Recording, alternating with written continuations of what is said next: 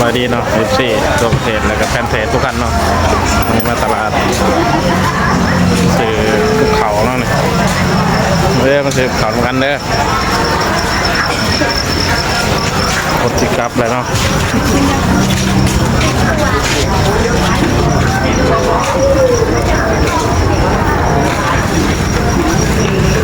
ขายดีป่ะลุง